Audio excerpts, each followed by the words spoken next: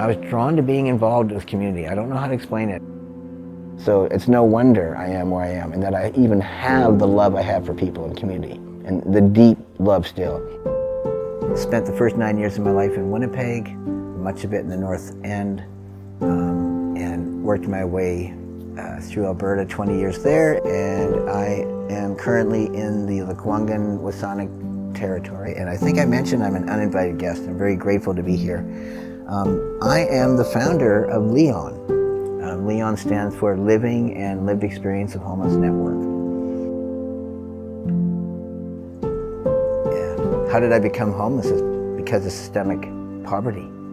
You know, I became homeless because my mom didn't have the supports in her community. She dealt with social stigma horribly. You know, there's the single mom.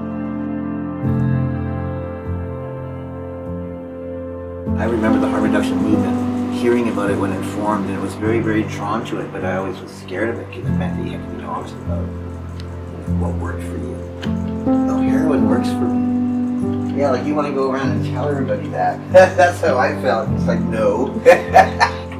But anyways, art is important to me, and I'm an artist. A lot of people don't know that. I was a deep thinker going back to Winnipeg.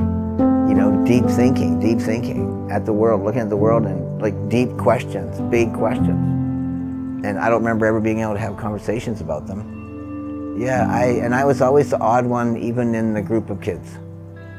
Yeah, awkward. I'm a survivor of child abuse. Like already before we left the North End, I'd already was scarred. And so I didn't trust. So that's the beginning of my teenage, you know, my own mother having to flee an abusive person. Like she moved us. She said we were going to go on a holiday from Manitoba. And we were like, a holiday? We've never been on a holiday like this, like ever. But we did move. And then it was like survive in Calgary for the short time until we found the place in Bicycle, and then it was isolating. So it was bad. I was so depressed in Bicycle, in that trailer. My mom had no support. I felt like I was, you know, trying to flee too many abusive type people. Couldn't keep up with the weird stuff going on around. That's all I can say. Just wanted to kill myself. It was bad. And I don't know how to talk about it, because when you're that young, it's like the emotions are so fucking big. Like I can feel them now, bringing it up. I'm cool. And I'm totally good to cry when I need to, but it's like, and if you don't have anybody that you feel you can go to or anybody who can see it, or even that you will show it to, it's heavy. The only joy I had was with my mom and the bits of family time at home. Alone time in nature was awesome. Going into the bush, walking alone in the bush. Lots of memories of that. So my family moved to Calgary.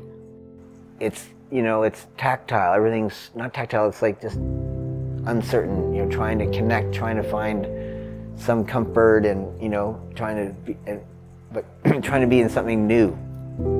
And I joined the Calgary Christian Center, and things were good. And next thing you know, they're all over me like, you're the next big evangelist.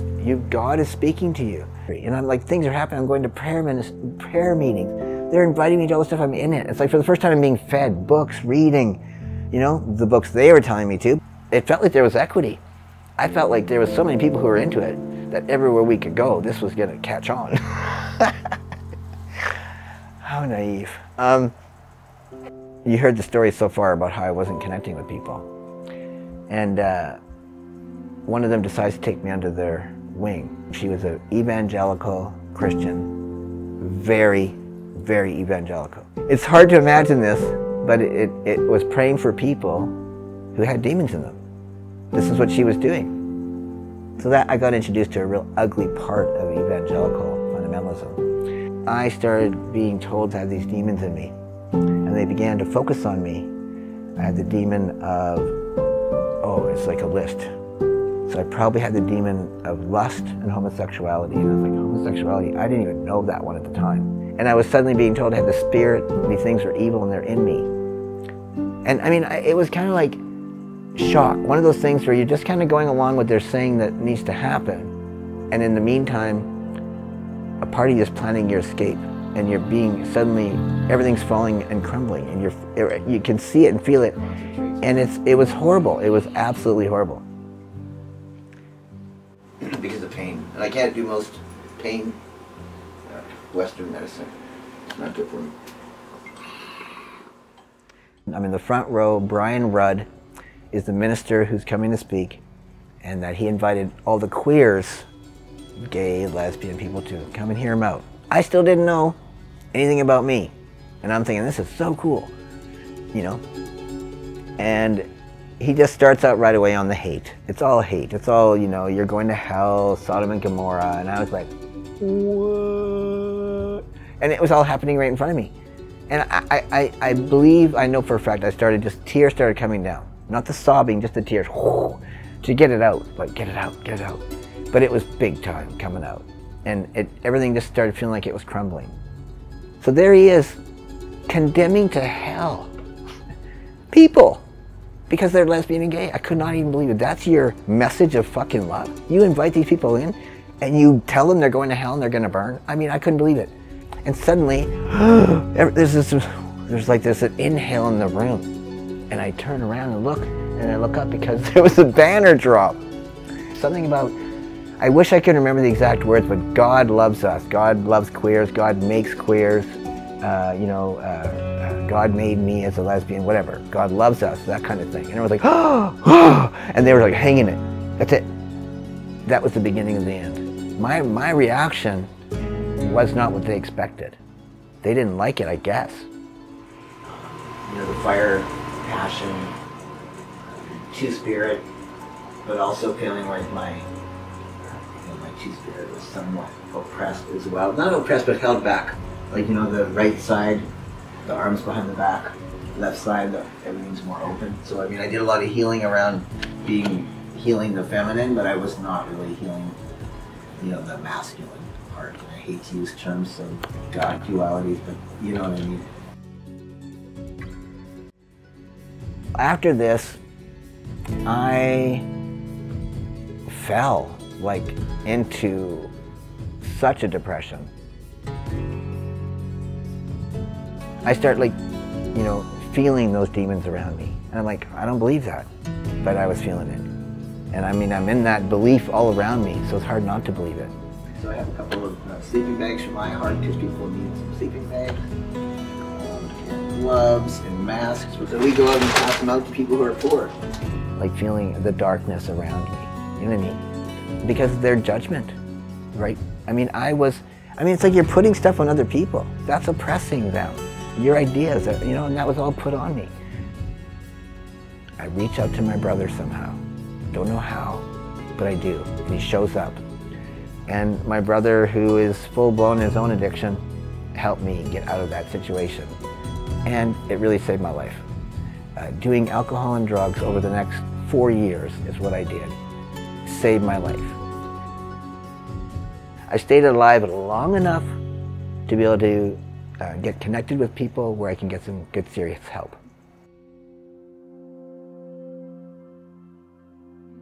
So I went back to where I was renting, got my bag, and walked out. And that was the moment I was homeless. I walked out of that apartment, and it was snowing, and it was winter.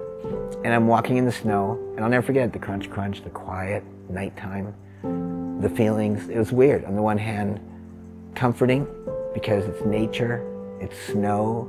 On the other hand, I'm like, okay, it's cold. I don't have anywhere to live. Where am I going? So I go downtown.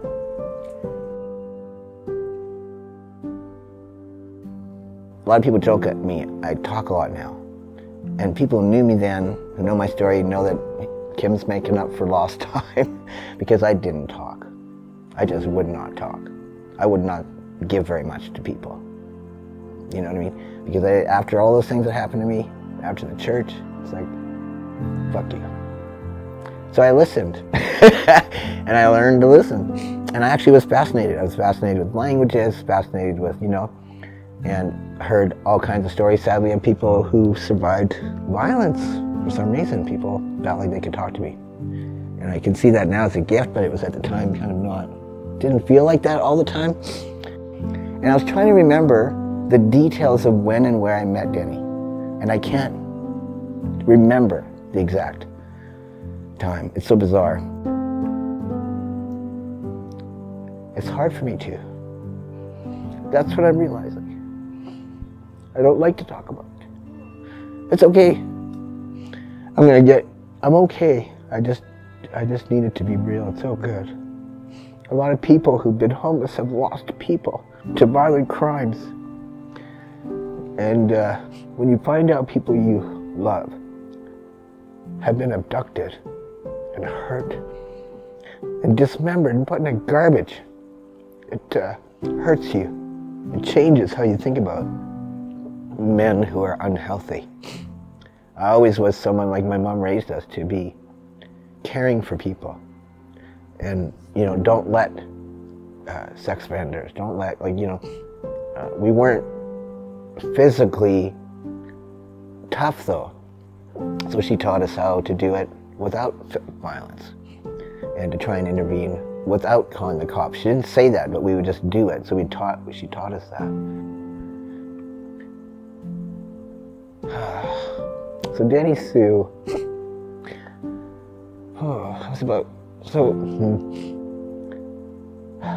I've got to say too that don't feel sorry for me. Nobody, don't feel sorry for me. Because there is something important about this. So Denny Sue was tricked out by her dad when she was 8. And that is a fact. And she was also known as Bunny. And she was one of the 3 bunnies known in the downtown east side. Not the gregarious big bunny or the other bunny. She was a tiny little bunny who had the blue eyes and the little bunny nose and, you know, always usually blonde. Dyed her hair often. Maybe a natural light brunette, probably. I was 17, I just remembered that. And she was 16. I remember that. So we met, and I was like taken aback. She was just so sweet, cute, like just brilliant, really, you could tell. Really like curious about everything. And I was just like big crush. I was like totally like, oh my God, she's so cute. And I just couldn't deal. And I think she kind of thought that was cool because everybody always made moves on her all the time. And I just was like, move, what move? I couldn't speak when she was around. One of the first times on the street, and they're working. And the something crew comes out, they're cops. I'm like, what's going on? And I mean, we just automatically got out of there, but we had to hide. But I'm like, wait, and I'm watching, and they're getting out of their car, and they're connecting with youth, and they had a camera set up in a tripod. I think it was Bunny who said, oh, this is what they do. They take a picture of you so that they find you dead. They know who to, to identify you. They want to know if you have marks. If they find your body, they know it's you. That's the most I ever saw in intervention. So I moved to Victoria. I got involved in the Sandy Merriman House. I met some people who told me that they knew a Bunny who was found dismembered in a garbage can in downtown East Side, and I just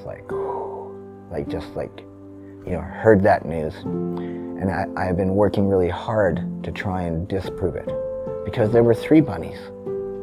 So maybe it wasn't her, not to be mean, but maybe it wasn't. So I keep trying to find that person, my Denny, my friend. They could be still alive. The first crush. I mean, man, if they are still alive, wouldn't that be awesome? I mean, a woman, this happened to one of the bunnies, and it still devastates me. I want to believe it wasn't her.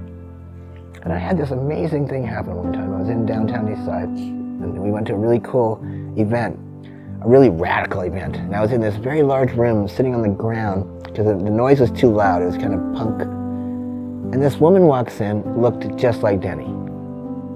Young, sat right beside me. I couldn't even speak. It looked like, this is definitely, that was her daughter. And I can't believe it, but I couldn't speak.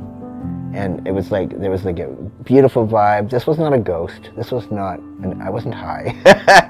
It was a beautiful moment. They were sweet, I was sweet, it was beautiful, and then they left. And then the song ended. And I kicked myself to this day that I didn't say, was your mom Denny Sue? Maybe you don't know who your mom was, but you sure look like Denny Sue. You are the daughter of Denny Sue, this person.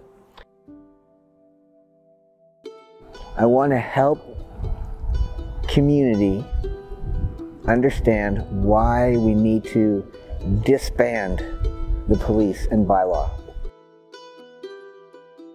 When the COVID hit, I was stepping outside and it was like it was so quiet. And I was listening to the news and I began to get worried as the moment I heard the doors had been closed. The gates had been closed because of precautions. So I carefully went out and started checking in. And it just blew my mind. These people were completely left. And they felt it. A normal day would be going to where there are unhoused gathered who are trying to survive and checking in with them. They know me now, some of them for 20 years. They know I used to be homeless. They know I worked in the field. They know I care. And they know that I will when the police come around, they know I will film the police. Why? I think that should be obvious why. They do things that are not very nice. They criminalize the poor. They do it more than anyone else. They stop them more. 75% of the police budget went towards stalking the poor and homeless. And right now the police are trying to just shift it around so it doesn't look so bad, but it's still policing homelessness. Like, people say, what do you mean there's not enough harm? There's harm reduction everywhere. Well, things are thrown at people all the time. Here's supplies, but people got to run because there's no capacity. There's not enough funding to really care for people. So there's not really enough of peer-led harm reduction. So peers can go out and hang out for like an hour with some people on the street and do that every day. And do that in groups, large numbers of you, to be the outreach. Would save so many lives. Would make community so much healthier. And yet, look what happens. All of it was cut and the money was given to police. So like, what is the solution? Peer-led, autonomous, independent of government funding. Can you imagine if that would have been available for Denny? How did the police ever help her? I think I've done enough therapy. What I prefer is what I know works for me now in my life is more and more in peer time. So what happens is the police are now keeping me from being with homeless, like actually being a community builder with the homeless. They're saying that I'm interfering with their work. And I'm about a strong community make police obsolete. It's like, think about your whole life. You've been in poverty. You've been on the streets. You've come through. You're told by others that you're this person now who's like a mentor to others. You're a leader. I'm like, oh, that makes me nervous even still, but they say that's good because you don't ever like taking that on, and that's good. But it does, but it's true. I'm now 60. My mom died at 67, and most poor people die in their 60s, so I'm close to my death now. Can you imagine that? That is my focus in my life, is around the community building, around the equity, but around that healing. You ask me what are my goals. It's a tough question. For some reason, I don't know why, but it's a tough question to answer. And part of it is because it has to do with the police. So right now, the police are oppressing me. And one of my goals are to deal with that and fight back and not let them do it. So that's one of my goals. I've got support. The goal for me also is to continue to build capacity for LLEOHN. The police don't like LLEOHN because we believe that strong community can make police obsolete. And they got a problem with that because they see our poor community as a commodity. If we are in need and divided and a mess, they're needed. If we're all together and helping each other, they're not needed. And that's the bottom line. So my goal would be to help people understand that my issues are not with the police personally. I don't have issues with personal individual police at all, I don't. It's the system of oppression that they have to do, that a lot of them don't even like, that they can't even speak about themselves. So I can, because I'm not dependent on funding. I can speak out, so I'm gonna keep doing it until the day I die. And ask people to respectfully build community in such a way that we can make police obsolete, you know? Don't back down from their flexing muscles, it's oppressive. you know, community care, mutual aid. That's another one of my goals. Get those movements out there more, because that's what's, I think, going to save the world, really. That's what got us through most of the planet's time. We didn't do so bad. Like all, anyways, yeah. I'm going off, but I'll let you get to edit it for you.